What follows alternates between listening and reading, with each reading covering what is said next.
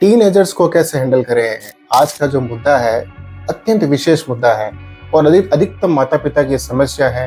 और उनका ये प्रश्न रहता है कि जो टीनेजर्स कौन कौन होते हैं। जो 13 वर्ष से लेकर 19 वर्ष तक की उम्र के बच्चे और बच्चियां होती है वो टीनेजर्स होते हैं। लेकिन मेरे हिसाब से जिस तरीके से फास्ट जनरेशन चल रही है, तो मैं सोचता हूँ कि 12 साल के बच्चे भी टीनेजर्स के अंदर ही आते हैं। तो 12 साल से लेकर 19 साल तक के जो बच्चे हैं उन सभी को अपन टीनेजर्स में शामिल कर सकते हैं। टीनेजर्स की क्या क्या समस्याएं हैं, क्या उनका समाधान है, आज का पूरा वीडियो इसी मुद्दे पर। जिन पेरेंट्स के बच्चे टीनेजर्स में शामिल हुए हैं वो पेरेंट्स बहुत ही लकी हैं, क्योंकि आपको उनको हैंडल करने का पूरा तरीका आज इस वीडियो के अंदर मिलेगा। और जो पेरेंट्स ऑलरेडी टीनेजर्स को टैकल कर रहे हैं, उनकी केयर टेकिंग कर रहे हैं, उनके लिए भी वो वीडियो बहुत खास होने वाला है, क्योंकि ऐसे सारी समस्याएं प्रॉब्लम्स पर हम बात करेंगे खुलकर और उन सबका आंसर भी और आपको सोल्यूशन भी मिलेगा इस वीडियो में।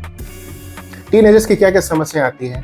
टीनेजर्स अलग ही दुनिया में रहते हैं, उनका मन घर के कामों में नहीं लगता। उनको जो अपनी बातें दोस्त कहते हैं वो उनको बहुत जल्दी समझ में आती है, आपकी बातें समझ में नहीं आती। वो आपसे खुलकर बात नहीं करते, और वहीं अगर अपने दोस्तों के साथ बैठे हैं, महफिल के अंदर बैठे हैं, तो खुलकर बातें करते हैं, हंसी मजाक करते हैं, गप्पे शप्पे लगाते हैं, एंजॉय करते हैं। और जैसे घर के अंदर आते हैं गुमसुम से हो जाते हैं। सही कह रहा हूँ। टीनेजर्स 12 से 19 साल तक के बच्चे अधिकतर चिड़चिड़े स्वभाव के हो जाते हैं। आप जब उनको किसी भी घर का काम सौंपते हैं तो करने से कतराते हैं या मना कर देते हैं। क्या मम्मी, मैं इसमें ही करता रहूँगा, क्या मैं ही करती रहूँगी, क्या आप ही कर लीजिए, मुझसे तो नहीं होता है।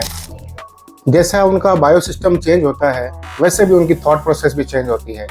अब वो पहले जैसे छोटे बच्चे तो रहे नहीं कि आप उनको गोद में उठा सकते हैं, आप उनको गले लगा के प्यार कर सकते हैं। ऐसा पॉसिबल नहीं होता है, क्योंकि अब वो थोड़ा समझदार हो गए और अपने आप को वो समझदार की श्रेणी में रखने भी लग जाते हैं। टीनेजर्स में जो परिवर्तन होता है वो ये होता है कि अब वो आपको समय देना नहीं चाहते। अब वो चाहते हैं कि हमारा जो समय है वो बाहर की एक्टिविटीज़ में जाता रहे, ना कि घर की एक्टिविटीज़ में। आप कहीं शादी समारोह में जाते हैं तो आपके बच्चे अक्सर आपको कहते होंगे कि मेरा तो मूड नहीं है, आप चले जाइए, मैं तो घर पे बैठा हूँ या घर पे बैठते हूँ। वो रात को देर तक सोते हैं, देर तक मोबाइल चलाएंगे, गेमिंग चलाएंगे, चैट करेंगे, रील्स चलाएंगे। मेजर ऑफ द टाइम जो रात का टाइम है वो स्पेंड करते हैं अपने मोबाइल पे, गैजेट्स के ऊपर, आपके साथ नहीं। वो ट्रेंड को बहुत ज़्यादा फॉलो करते हैं, उनके दिमाग में ट्रेंड ग्लैमर बहुत ज़्यादा हावी रहता है। अब वो अपने फिजिकल स्ट्रक्चर की, अपने हेयर स्टाइल की, अपने बॉडी लैंग्वेज की, ड्रेसिंग सेंस की, इन सब की वो बहुत ज़्यादा कदर करने लग जाते हैं। उनको लगता है कि अब वो समय आ गया है जब अपने आप को हीरो या हीरोइन की तरह प्रेजेंट करना है सबके सामने। इस चकाचौंध भरे वातावरण में वो मिस कर जाते हैं अपनी फैमिली के रूल्स और अपनी फैमिली के संस्कार। कहीं ना कहीं उनसे चूक हो जाती है, क्योंकि वो ट्रेंड के जब जाल में फंसते हैं तो ऐसे फंसते चले जाते हैं कि वो इस चीज़ को समझ में नहीं पाते। यहाँ सबसे बड़ा रोल पता आपको किसका है? यहाँ सबसे बड़ा रोल है आपका। एज ए पेरेंट आपको ध्यान रखना पड़ेगा कि टीनेजर्स को कैसे टैकल किया जाए। तो ये तो सारी थी समस्याएं। अब हम बात करेंगे इसके समाधान के ऊपर। सबसे पहला समाधान है कि आपके टीनेजर्स, आपके बच्चे जब भी कभी गुस्से में हो और आप उनसे कोई भी काम के लिए, किसी भी अपनी बात के लिए जब आप उनसे वार्तालाप करते हैं और अगर वो गुस्से में हो तो आपको बिल्कुल कूल रहना चाहिए। रीज़न क्या है कि आप उनसे डबल एज के हैं। अगर आपने उनके बराबर गुस्सा दिखाया या अगर आपने उनसे आपकी वार्तालाप झगड़े के रूप में कन्वर्ट हो गई तो मामला बहुत गड़बड़ हो जाएगा। वहाँ पर आपकी ट्यूनिंग उनसे धीरे धीरे कटती चली जाएगी। आपको वहाँ पर यही करना है कि अगर वो गुस्सा कर रहा है, आप शांत स्वभाव से रहिए, बिल्कुल कूल रहिए और उसको कहिए कि इस विषय पर हम बाद में बात करेंगे। और जब उसका मूड बिल्कुल फ्री हो और वो एकदम फ्रेश मूड के अंदर हो, तब आप उसको साइड में ले जाके उसी बात को वापस आप ढंग से कीजिए कि आपने उस टाइम जो गुस्सा किया था ना वो बहुत गलत था, आपको ऐसे बात नहीं करनी चाहिए थी, आइंदा आप ध्यान रखिएगा। आप ऐसे कह सकते हैं। इससे आपकी बात भी वो मानेगा और प्लस उसकी नज़र में आपकी वैल्यू भी बढ़ेगी। लेकिन जब अगर वो गुस्से में है और आप भी गुस्से के साथ उससे बातें कर रहे हैं, 2 बात वो बोलेगा, 4 आप बोलेंगे, फिर 6 वो बोलेगा, 7 बात आप बोलेंगे। ऐसे करते करते जो बात होगी वो झगड़े के अंदर कन्वर्ट हो जाएगी और समाधान निकलेगा कुछ भी नहीं। उल्टा उसकी नज़र में आप एक विलन के रूप में प्रेजेंट हो जाएंगे। इससे अगर आपको बचना है तो जब भी टीनेजर्स, देखिए जब उनकी एज चेंज होती है तो स्वाभाविक बात है कि उनको थोड़ा बहुत टेम्पर उनका कभी कभार हाई हो सकता है। तो आपको उनको टैकल करने का तरीका यही है, बिल्कुल कूल माइंड रहिए।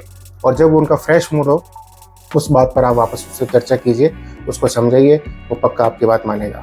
पॉइंट नंबर 2, टीनेजर्स जब किसी भी बात के लिए बहस करना शुरू कर देते हैं तो आप उनसे बराबर बहस मत कीजिए, क्योंकि जब आप बराबर बहस करते हैं तो होता क्या है कि उनको लगता है कि ये हमें किसी भी बात पर जीतने नहीं देते, जबकि वो चाहते हैं कि हमारी जीत हो।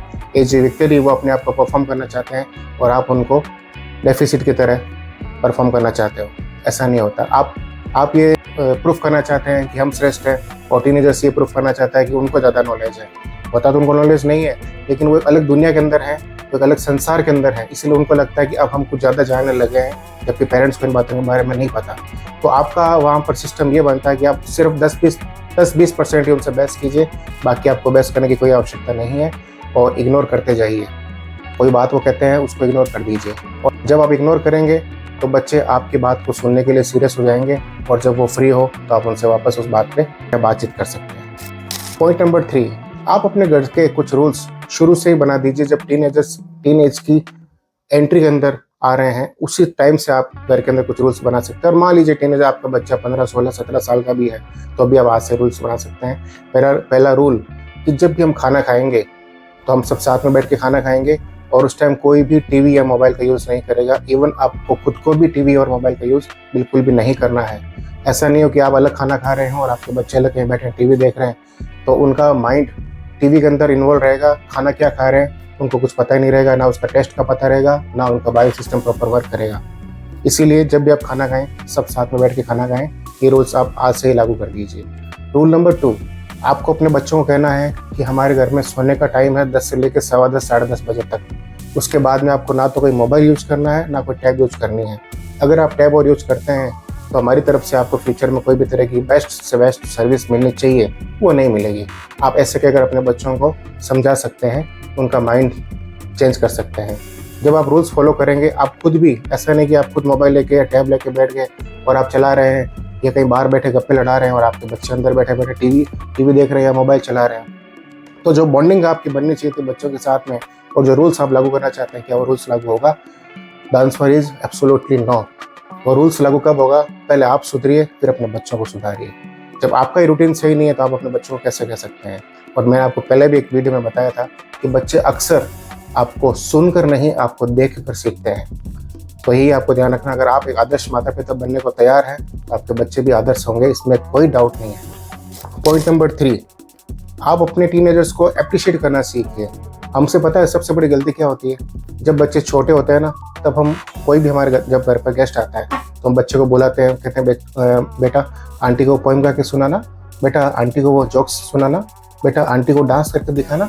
देखो हमारा बच्चा कितना अच्छा डांस करता है, कितने अच्छी पोएम बोल लेता है, कितना अच्छा जोक्स बोलता है। पता है आपको, क्लास में ये नंबर 1 है हर एक्टिविटीज़ के अंदर। ये सब हम बातें करते हैं जब वो टोडलर्स होते हैं, लेकिन टीनेजर्स के अंदर हम सबसे बड़ी गलती क्या करते हैं कि हम खुद बच्चों को इग्नोर करना शुरू कर देते हैं। और वहाँ पर बच्चों को आपकी सबसे ज़्यादा सिंपैथी चाहिए होती है। सिंपैथी आपको कैसे देनी है? जब भी आपके घर पर कोई गेस्ट आते हैं, कोई आपके रिलेटिव्स आते हैं, या आपका बच्चा कोई भी तरह की एक्टिविटी में इन्वॉल्व होता है, आप उसको छोटी छोटी बातों में अप्रिशिएट कीजिए।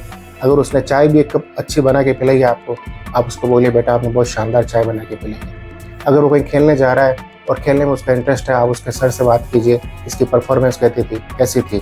अगर वो कहते हैं कि इसकी परफॉर्मेंस बहुत अच्छी थी, आप अपने बच्चे को अप्रिशिएट कीजिए। जब आप ऐसे छोटी छोटी बातों पे अप्रिशिएशन करना शुरू कर देंगे तो आपका बच्चे का लगाव आपसे बढ़ जाएगा, और फिर वो आपकी बातें भी मानना शुरू कर देगा। फिर जो उसका चिड़चिड़ा स्वभाव है, जो उसके माइंड में कुछ डिप्रेशन, एंग्जाइटी, वो सब भूल जाएगा और आपसे उसकी ट्यूनिंग बढ़ जाएगी। Point number 4, as a parent आपको कभी भी अपने बच्चे के सामने, माता और पिता दोनों को, लड़ना नहीं है। अगर आपके मन में कोई भी तरह का कोई ऐसा पॉइंट हो जिसके ऊपर बात करनी हो, बहस करनी हो, हस्बैंड को वाइफ से या वाइफ को हस्बैंड से, तो आप सेपरेट में बात कीजिए, बच्चों के सामने नहीं। जब आप बच्चों के सामने लड़ते हैं ना, तो टीनेजर्स बहुत ज़्यादा आपको कॉपी करते हैं और वो सारी चीज़ें सीख जाएंगे। अगर आप गाली गलौज करते हैं या माता पिता आपस में अगर आप किसी भी बात पर लड़ते हैं, तो बच्चे आपको बहुत गहराई से ऑब्जर्व करते हैं, और जब वो ऑब्जर्व करते हैं तो फिर उनके माइंड के अंदर आपकी वैल्यू भी डाउन होती है। और हाँ, जब भी आप ऐसा कोई आपके मन में लड़ने के बारे में ऐसा कोई विचार आए, आपके मन में लगे कि आज हमें इस बारे पे बहस करनी है, आप सेपरेट बहस कीजिए, बच्चों के सामने बिल्कुल नहीं। बच्चों को कभी भी पता चलना नहीं चाहिए कि आप कभी झगड़ते भी है क्या। अगर आप ऐसा करेंगे तो मेरा पक्की गारंटी है कि आपके बच्चे जब बड़े हो जाएंगे, उनकी मैरिज होगी, तो वो भी अपने पार्टनर के साथ में लड़ाई झगड़ा बिल्कुल भी नहीं करेंगे, क्योंकि उन्होंने ऐसा माहौल देखा ही नहीं है, तो ऑब्वियसली वो भी नहीं करेंगे। इस बात का आप ध्यान रखिए। किसी भी एक पक्ष को कभी भी आप विलन या हीरो के रोल में मत बनाइए। नहीं समझा ना? मैं आपको समझाता हूँ। अगर आप माँ हैं, अगर आप माता हैं और किसी बात को लेकर आपको बच्चों से परेशानी है या बच्चों की आपके पास कोई शिकायत है, तो आप ये मत कीजिए कि आपके पापा आएंगे तो मैं उनको कहूँगी, फिर वो आपकी पिटाई करेंगे, या पापा कहते हैं कि ना आपकी मम्मी जब आएगी मैं मम्मी को बोलूँगा, मम्मी आपको डांटेगी। ऐसा नहीं कहना है। ऐसा कहने से क्या होता है कि बच्चों के दिमाग में ये बैठ जाता है कि मम्मी तो सीधी सादी है और पापा हिटलर की तरह है। और जब पापा ऐसा बोलते हैं कि आपकी मम्मी को आना, तो मैं आपकी मम्मी को सारी बात बताता हूँ, तो बच्चों को क्या लगता है कि पापा तो सीधे साधे हैं और मम्मी हिटलर की रोप में है। तो ऐसा आपको बिल्कुल भी प्रेजेंट नहीं होना है। आप दोनों मिलकर उसका समाधान ढूंढिए। और जब बच्चों की कोई भी आपको शिकायत करनी हो अपने पार्टनर से, अपने स्पाउस से, तो आप बच्चों के सामने मत कीजिए। ये शिकायत हमेशा सेपरेट में की जानी चाहिए। जब आप सेपरेट में करेंगे तो आप दोनों बैठ के एज ए पेरेंट आप उसका हल ढूंढेंगे, उसके बाद आप बच्चों से वापस बात कीजिए। शिकायत का रूप होता है वो सेपरेट करने का होता है। अगर आप बच्चों के सामने कर रहे हैं तो बच्चों को ये लगेगा कि तो हमेशा हमारी शिकायतें करते जाते हैं और हमसे प्यार कम करते हैं और इनके पास शिकायतों का पिटारा बहुत ज़्यादा भरा हुआ रहता है। तो ऐसा नहीं हो, इसीलिए आप ये सारी बातें सेपरेट में कीजिए, बच्चों के सामने नहीं। बच्चों के सामने केवल उनको अप्रिशिएट करना है, वो भी जब मौका मिले और बहुत सारे लोग बैठे हों, तब तो उनको पक्का किसी न किसी बात पे अप्रिशिएट कीजिए। और हाँ, अगर उनकी शिकायतें आपको करनी है तो आप अपने हस्बैंड से, या अगर आप हस्बैंड तो अपनी वाइफ से सेपरेट में जाके आप खुद पहले 2 जने बात कीजिए कि बच्चे की ये प्रॉब्लम्स आ रही है, बच्चे में ये कमियाँ नज़र आ रही है, बच्चे के स्वभाव में चेंजेस हो रहा है, हम उसको कैसे टैकल कर सकते हैं। तो आप कूल माइंड से बैठ के उसका समाधान सोचेंगे और फिर उस समाधान को अप्लाई कीजिए अपने बच्चों के ऊपर। इससे पहले हमने वीडियो बनाया था जिसमें हमने 5 ऐसी बातें बताई थी कि आप एक अच्छी मम्मी, बेस्ट मम्मी कैसे बन सकती हैं और अपने बच्चों के ऊपर जो गुस्सा आता है उसको कंट्रोल कैसे कर सकते हैं। अगर आपको ये वीडियो देखना हो तो लिंक डिस्क्रिप्शन बॉक्स में मिल जाएगा, आप जाकर देख लीजिएगा। आज का वीडियो संक्षिप्त रूप में मैंने इतना सही प्रेजेंट किया है। आपको अच्छा लगे तो लाइक शेयर कर दीजिएगा और आपके किसी रिलेटिव्स को जिनको ऐसी परेशानियां हो रही है टीनेजर्स से, आप उनको ये वीडियो सेंड भी कर दीजिएगा। और इससे बहुत बेहतर जानकारी मैं आपको और धीरे धीरे देता जाऊँगा। इस चैनल पर बने रहिएगा, जुड़े रहिएगा मेरे साथ। मेरा नाम है विकास सोनी। धन्यवाद।